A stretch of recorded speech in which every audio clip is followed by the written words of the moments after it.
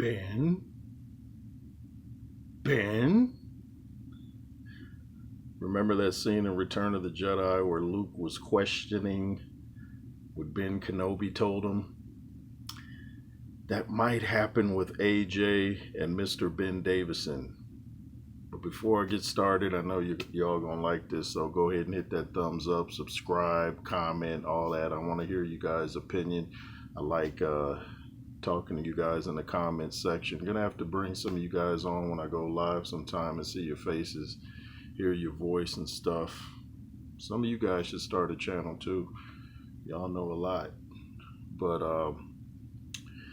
since AJ came out to that Mafia music, I was wondering, is he gonna whack Ben Davison and get another trainer?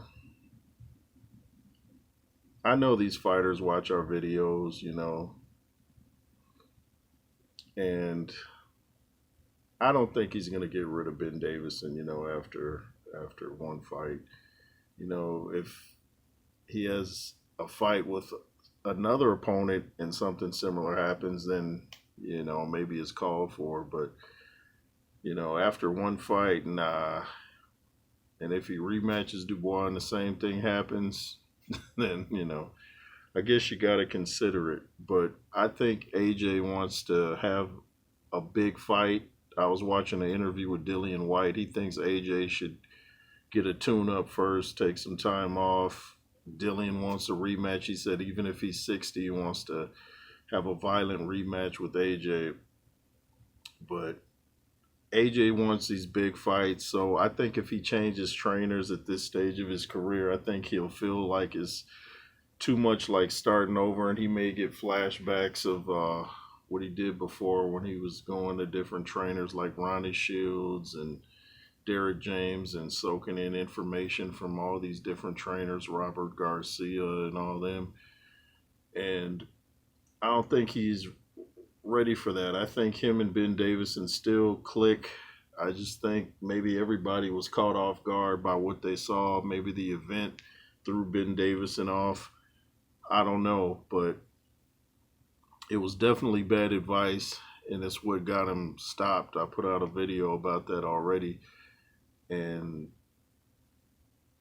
AJ's defense was AJ's defense was just very bad. That fight reminded me of the Tyson Fury Dillian White fight, how Dillian White seemed to forget all his boxing technique and skills and just started throwing wild shots and haymakers, and I was like, where's the skill?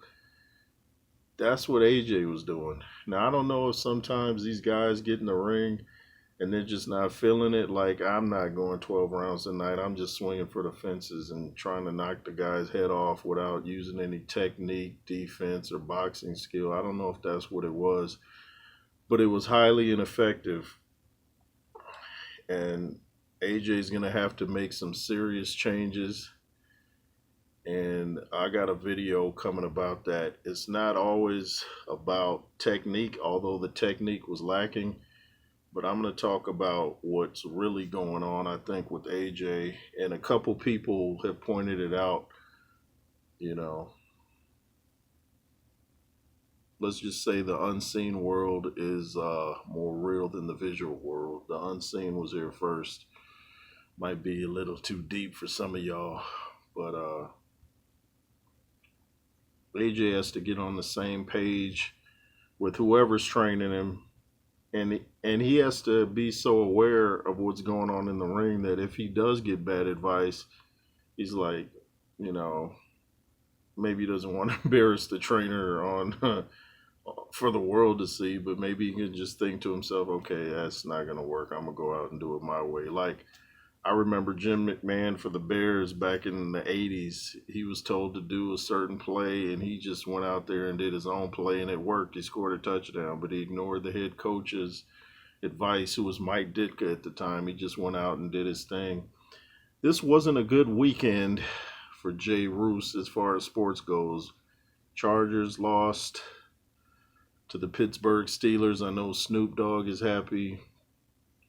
We were 2-0, now we're 2-1. Anthony Joshua got KO'd. I picked him to beat Dubois in 5, and he got knocked out in 5. And yeah, that's all I gotta say about that.